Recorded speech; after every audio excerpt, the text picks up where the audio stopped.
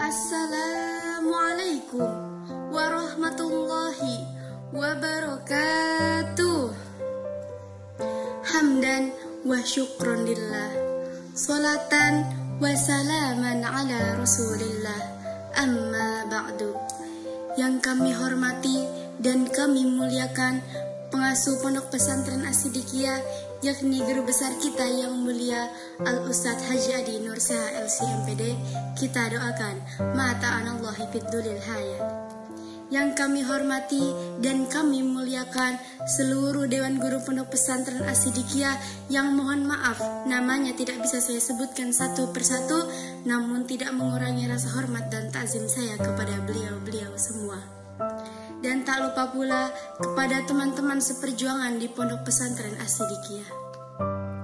Pertama dan yang paling utama, marilah kita panjatkan puji syukur atas kehadirat Allah Subhanahu wa Ta'ala, seraya dengan mengucapkan Alhamdulillahirabbil alamin.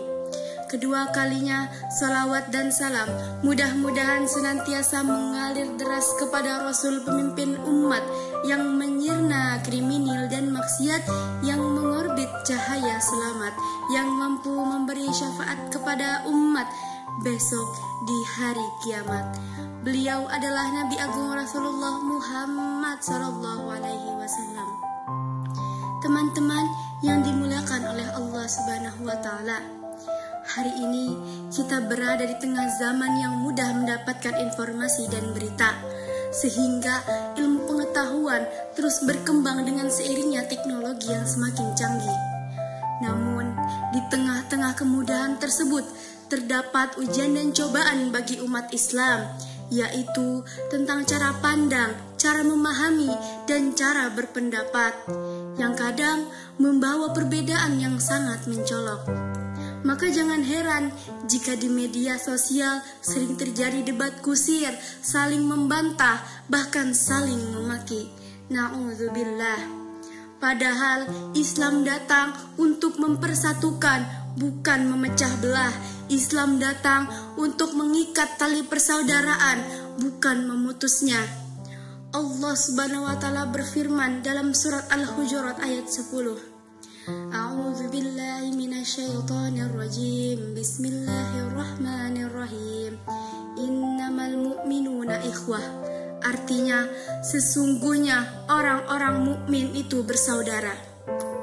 Itulah firman Allah sebagai perintah bahwa kita sebagai orang yang beriman kepada Allah Subhanahu wa Ta'ala wajiblah menjaga persaudaraan. Jangan terpecah belah, jangan saling menjatuhkan, jangan saling menghina, saling mengejek, saling mencaci, dan merendahkan diri orang lain. Baginda Nabi SAW bersabda dalam hadis riwayat Bukhari, La tahasadu, wa la tabaghadu, wa la tadabaru, wa kunu ibadallah ikhwana. Janganlah saling dengki, janganlah saling benci, dan janganlah saling membelakangi. Jadilah kalian hamba Allah yang bersaudara. Teman-teman yang dimuliakan oleh Allah Subhanahu wa Ta'ala, coba tanya ke dalam diri kalian, berapa kali kita merasa benci dengan orang lain, merasa jengkel, merasa paling khusyuk, merasa paling pintar, merasa paling soleh, dan merasa paling benar. Sehingga jika ada orang yang berbeda pendapat dengan kita, maka kita akan memaki dan menghardiknya. Na'udzubillah.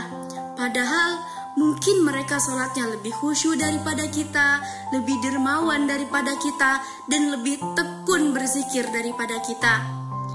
Oleh karena itulah baginda Nabi SAW menasihati kita, La tuzakku anfusakumullahu a'lamu bi ahlil birri minkum. Janganlah menyatakan diri kalian suci, sesungguhnya Allah yang lebih tahu manakah yang baik di antara kalian. Hadis riwayat Muslim. Teman-teman yang dimuliakan oleh Allah Subhanahu wa Ta'ala, ingatlah kisah Imam Malik dan Imam Syafi'i, dua ulama besar. Walaupun Imam Malik adalah gurunya, sedangkan Imam Syafi'i adalah muridnya, namun keduanya memilih perbedaan pendapat. Tapi cinta dan hormat mereka satu sama lain menggetarkan hati. Suatu ketika, Imam Malik berpendapat bahwa rezeki itu datang tanpa sebab. Jadi cukuplah seseorang bertawakal dengan benar, niscaya Allah akan memberinya rezeki. Namun Imam Syafi'i berbeda pendapat dengan gurunya. Lalu bertanya kepada gurunya, "Wahai guru, seandainya seseorang tidak keluar dari rumah, bagaimana mungkin akan mendapatkan rezeki?" Pertanyaan ini menyiratkan bahwa Imam Syafi'i berbeda pendapat dengan gurunya, yang artinya untuk mendapatkan rezeki harus dengan usaha dan kerja keras, bukan hanya bertawakal saja.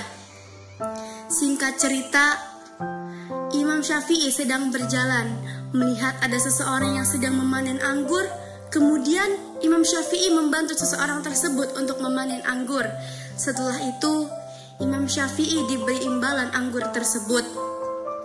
Kemudian Imam Syafi'i bergegas menemui gurunya, dan Imam Syafi'i duduk bersama gurunya sambil keduanya menikmati anggur tersebut. Kemudian Imam Syafi'i berkata, "Seandainya saya tidak membantu memanen anggur, maka saya tidak akan memakan anggur." Lalu Imam Malik pun berkata, "Sehari ini aku tidak keluar rumah, namun aku bisa menikmati anggur yang engkau bawa." Mendengar ucapan tersebut, Imam Syafi'i tertawa mendengar penjelasan gurunya, yang artinya dua pendapat yang berbeda, namun keduanya benar dan tidak saling menyalahkan. Begitu indahnya kisah Imam Malik dan Imam Syafi'i yang bijak dalam menghormati pendapat. Semoga kita bisa mengambil hikmahnya dalam menghormati pendapat orang lain. Amin amin ya rabbal alamin. Demikianlah tausiah yang dapat saya sampaikan. Sebelum saya akhiri, izinkan saya berpantun. Ke pasar beli ikan tenggiri, pulangnya beli micin. Perbaiki diri sendiri sebelum diri orang lain. Khudh masofa wadail kadar, ambillah yang baik, tinggalkanlah yang buruk. Wabillahi taufiq wal hidayah. Wassalamualaikum warahmatullahi wabarakatuh.